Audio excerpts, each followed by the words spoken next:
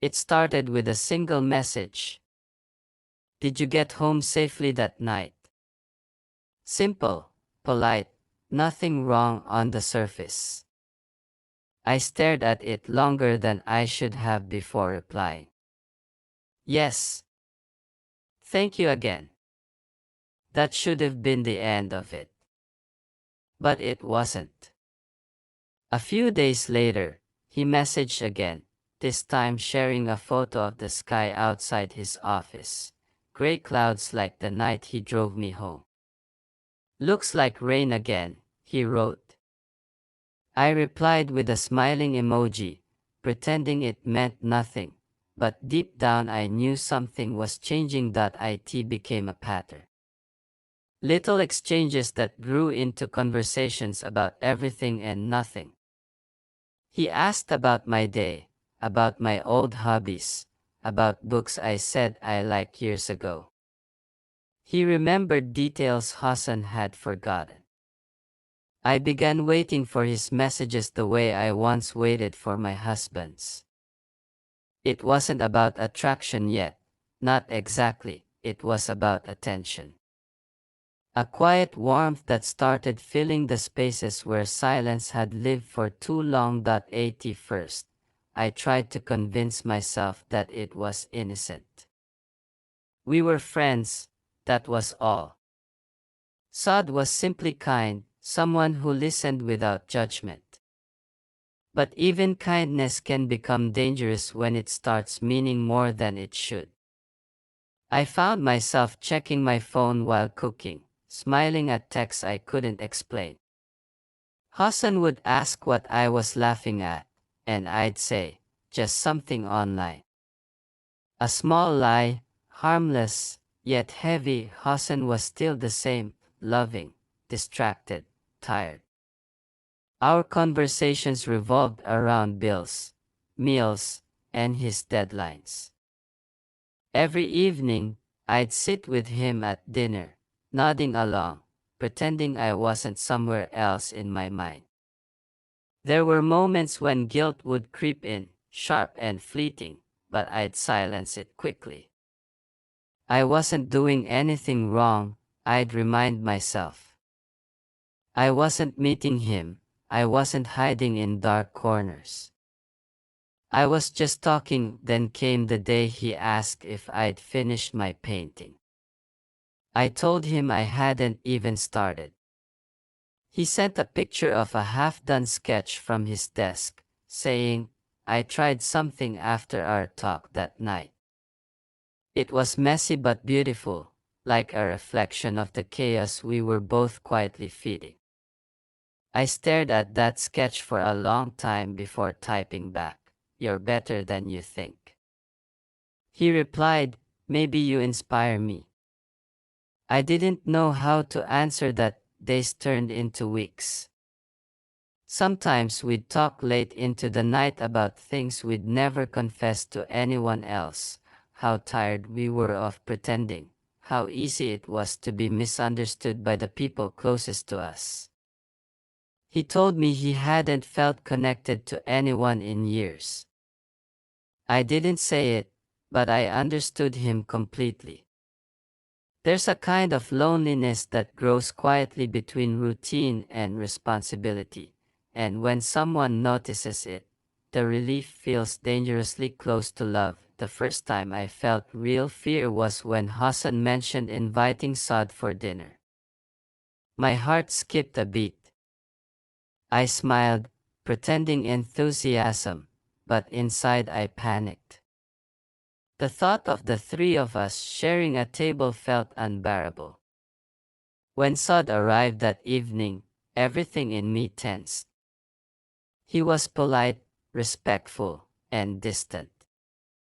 He barely looked at me, as if our messages didn't exist. That restraint only deepened the pull. The more he avoided me, the more my thoughts tangled around him. After he left, Hassan said, He's a good guy. Reminds me of when I was younger. I smiled faintly and nodded, but the words stung. Saad wasn't just a colleague anymore, He had become a mirror showing me everything missing from my marriage. Our messages continued, but now with careful pauses. He disappeared for days, then returned with something simple. You were quiet last time. Each message felt like a spark I tried to smother, yet secretly missed when it was gone. Guilt began to settle like dust, soft, constant, impossible to clean completely. Then came the night everything changed. Hassan was away on a business trip. The house was silent except for the ticking clock. I was scrolling through my phone when his message appeared. Sometimes, I wish you weren't married. I froze. My chest tightened, not from shock, but from recognition. Because a part of me had been waiting for those words. I didn't reply. I put the phone face down, but I couldn't move. It was as if he'd voiced something I'd already thought but never dared to admit. That I sat there for a long time, staring at the darkness. Every conversation, every shared thought had led to this. We hadn't touched, hadn't even stood too close, but the boundary had already been crossed in silence. I knew it, and so did he. I thought about Hassan, his familiar scent, his tired eyes, his trust.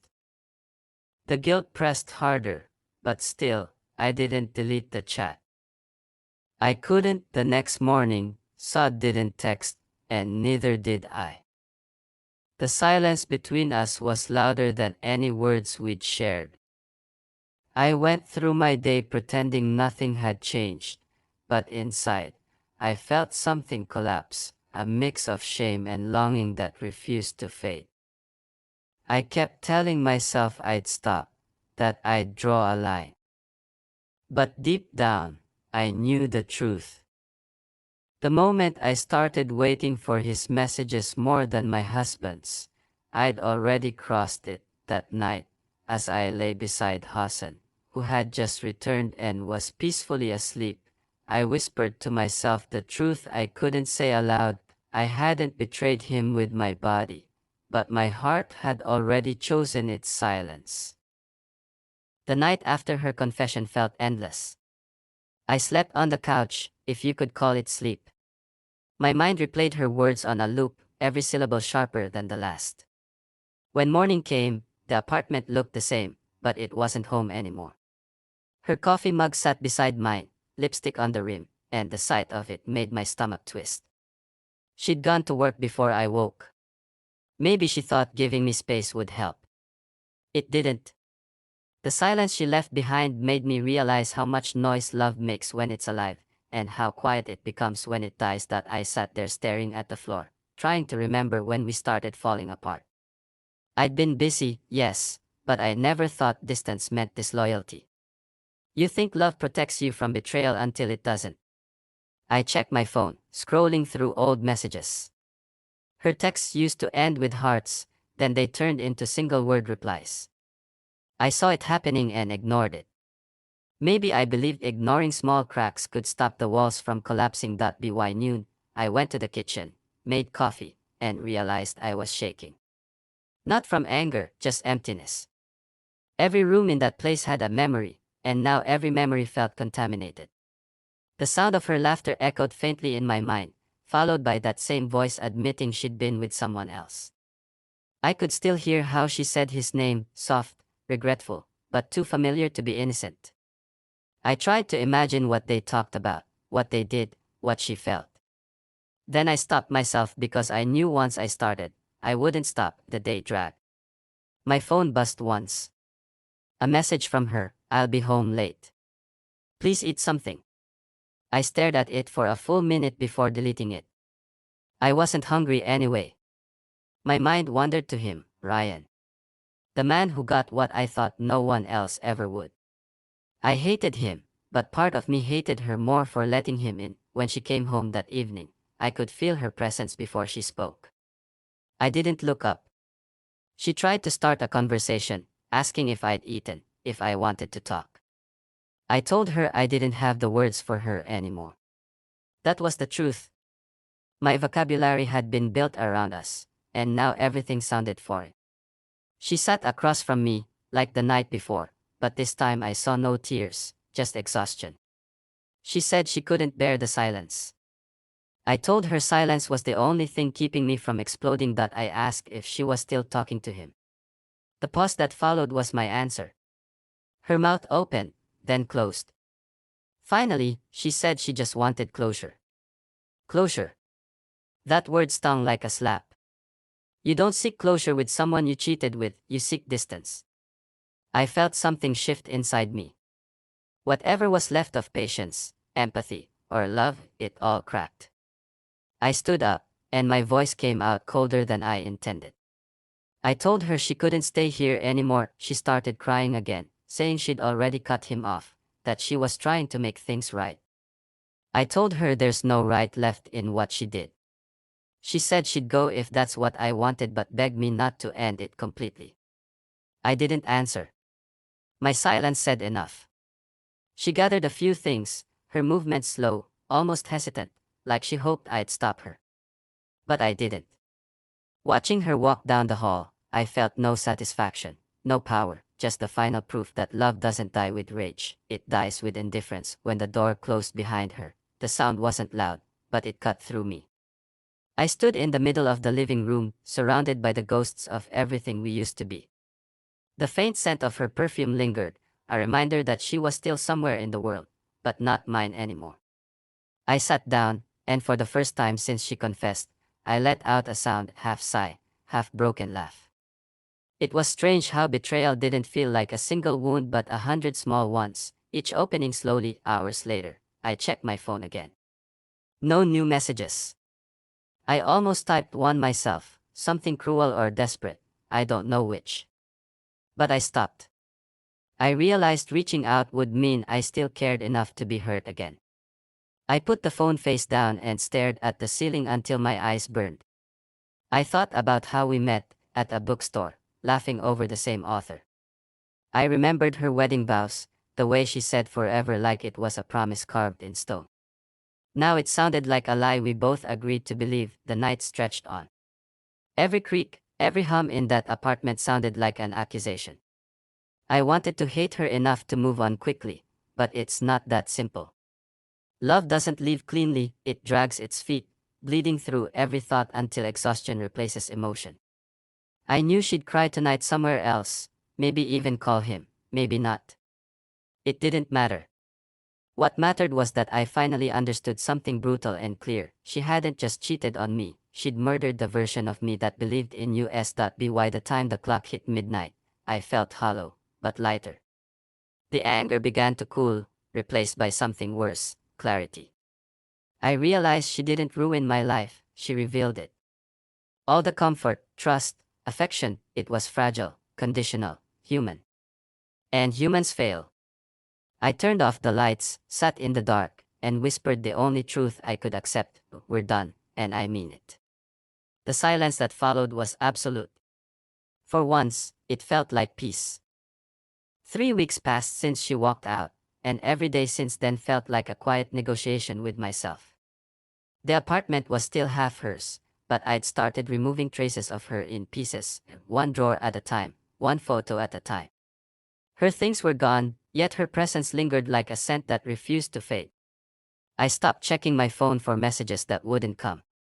The first week, she called. I didn't answer. The second, she texted once, "I'm sorry. I miss you." I read it 10 times before deleting it. There was nothing left to say that wouldn't reopen what she'd already destroyed. Work became my refuge. I stayed longer hours, volunteered for extra shifts, anything to avoid coming back to the silence waiting for me. People noticed the change but didn't ask questions. Maybe they saw it in my face, the kind of quiet only heartbreak carves. I functioned, but I wasn't really living. Some nights, I'd still hear her voice in my head, apologizing, explaining, confessing, until I reminded myself she wasn't here anymore. And even if she wasn't mine in the way that mattered. One evening, I came home to find a letter slipped under the door. No return name, but I knew the handwriting immediately. My first instinct was to throw it away, but curiosity won. Inside, she'd written 4 pages. She said she'd lost everything: me, her job, her self-respect. Ryan had left her not long after I did. She said she'd tried to justify what she'd done, but there was no justification left that made sense even to her. She wrote that she'd never stop loving me, but she understood that love wasn't a reason to be forgiven. Reading it, I felt nothing at first. Then a slow ache, the kind that comes from realizing someone's regret doesn't fix your pain, it only mirrors it. I folded the letter and set it aside. I didn't write back. Days turned into weeks, and life found rhythm again, though emptier. I started cooking simple meals, jogging in the mornings, doing things that required no memory. It wasn't healing, it was surviving. My sister called one night. Nora had always seen through me, even when I pretended to be fine. She said I sounded better, asked if I'd forgiven Clara. I told her forgiveness wasn't the problem, it was trust. You can forgive someone without wanting them back. You can let go of anger without letting them into your life again. She paused and said, "That's how you know you're healing. When you can look at the pain and not need revenge." Her words stayed with me. Later that night, I stood by the window, watching the rain blur the city lights. There was something poetic about it, how the world keeps moving, no matter how still you feel inside. I thought about how we began, the promises, the laughter, how it all led here. Love can make you blind, but betrayal makes you see with cruel clarity. I wasn't angry anymore. Just aware. She hadn't destroyed me, she'd exposed who I was when everything fell apart.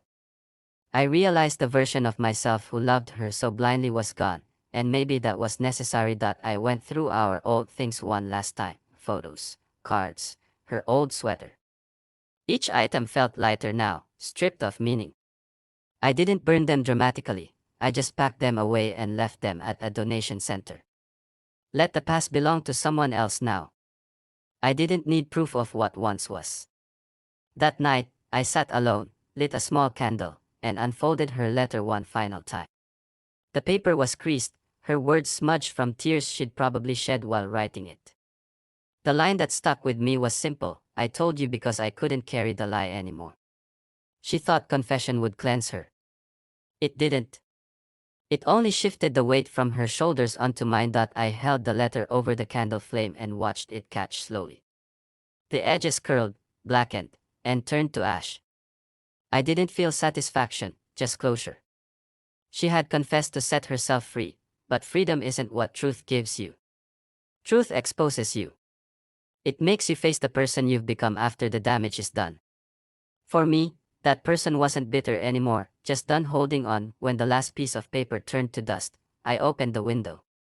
The air outside was cold, sharp, and clean. I breathed deeply for the first time in months. I deleted her number from my phone, her photos from my drive, her name from every place it still lingered. Then I whispered goodbye, not for her to hear, but for me to accept. I walked out that night without locking the door right away, as if leaving meant more than staying ever did. The city hummed quietly beneath the rain, indifferent to my story, and maybe that was the point. Life goes on. People move forward. Betrayal doesn't end you, it teaches you who deserves to walk beside you when everything breaks. She lost me not because she cheated, but because she confessed too late. Her truth didn't save us, it buried us. I turned my collar up, hands in my pockets, and kept walking until her name stopped echoing in my head. Somewhere behind me, the apartment lights went dark, and I felt lighter. For the first time, the silence wasn't heavy. It was peace, earned, quiet, and absolute. It's strange how easily pain becomes routine. Months passed, yet I still woke up beside Imran every morning, exchanged the same words, played the same roles. The world saw a normal couple, but what they couldn't see was the quiet fracture underneath. We didn't argue anymore, that part of us had burned out. What remained was civility, empty, careful, and cold. He still asked how my day was, and I still answered, both of us pretending those words meant something. There was no rage, no tenderness, just two people surviving the ghost of a marriage. Sometimes, in those quiet mornings, I'd wonder what would have happened if he hadn't said those words that night. Maybe I would have kept believing we were fine, that silence was normal, that love didn't need to be spoken to survive. But he'd wanted truth more than peace, and truth, once spoken, doesn't vanish. It lingers, reshaping everything around it. He got the honesty he wished for, but it took everything else with it. Ryan had disappeared from my life completely. I deleted his number, blocked his messages, erased every trace of him. It wasn't anger, it was survival. I couldn't carry his presence while trying to fix what was left at home. Not that there was much to fix. Imran had forgiven nothing, but he also never punished me. His silence was punishment enough. He became a stranger who spoke my language but didn't share my life. Sometimes he'd stand by the window at night, lost in thought, and I'd see the faint reflection of the man I once loved, the man who used to talk about dreams, not experiments. But that man was gone. I started noticing the small ways he distanced himself. The way he'd plan trips alone, attend dinners without mentioning them, forget anniversaries that once mattered. He wasn't cruel, he was indifferent. And that hurt more than anger ever could. Anger means there's still fire left. Indifference means ashes. I tried to reach him once, told him I wanted to start over, to forget everything. He just looked at me with quiet exhaustion and said, "You can't forget what you chose." There was no hate in his tone, only truth. And I couldn't argue with truth, not anymore. Nights became the hardest. Lying beside him, I'd stare into the dark, listening to the rhythm of his breathing, wondering if he still thought of that night, of what I did, of the man whose name I'd never say again. Sometimes I'd wish he would ask, scream, accuse, anything to break the stillness. But he never did. His restraint was its own kind of cruelty. It made me realize he no longer needed to understand. He'd already accepted that we weren't the same, that we never would be. I began to withdraw in my own way. My silence became a mirror of his. I stopped waiting for forgiveness and started living with absence. I filled my days with work, distractions, meaningless tasks that gave the illusion of purpose. The only thing left between us was the shared understanding that love, once fractured by choice, never returns whole. It becomes something else, something polite, quiet, and impossible to repair. One evening, we were sitting together after dinner when he finally spoke about it, not in anger, but in reflection. He said, "Do you know why I asked you that question? I wanted to know if honesty could survive desire." I looked at him and said softly, "And did you get your answer?" He nodded. "Yes. It can't." He said it like a conclusion, not an accusation. Then he got up, walked away, and left me with those words echoing in the air. That was the last real conversation we ever had about it. Time dulled the pain but never erased it. We learned to exist beside the truth, to carry it like a scar we both pretended not to see. Friends still admired how composed we seemed, how steady, how perfect. They didn't know that every smile was rehearsed, every gesture measured. We had built a fragile peace, not out of love but out of exhaustion. It was easier to stay together than to face what being apart would expose. Sometimes, I still catch him watching me, but it's not with love or anger, it's with quiet remembrance, as if he's looking at someone who once meant everything but no longer does. I know that look because I see it in myself too. We became two versions of the same loss, living proof that some wishes should never be spoken aloud. I don't blame him anymore. I understand now that what he asked for wasn't betrayal, it was clarity. He wanted to know what would happen if truth had no boundaries. He got his answer, and I got mine. Truth can destroy faster than lies ever could, because lies at least protect the illusion that love is still alive. Truth tears that illusion apart, leaving nothing to hold onto. Now, when I think of him, I don't feel hatred or regret. Just acceptance. We both made choices we can't undo. His wish, my yes, our silence, it all became one story that can never be rewritten. Sometimes, late at night, when the house is quiet, I whisper into the dark, we did it. We told the truth. And look where it brought us. My husband once said he wanted honesty more than anything. What he didn't realize was that honesty is rarely gentle. It doesn't heal, it exposes. And once it does, there's no going back. So we live now, side by side, polite strangers bound by a secret wish that neither of us truly wanted to come true.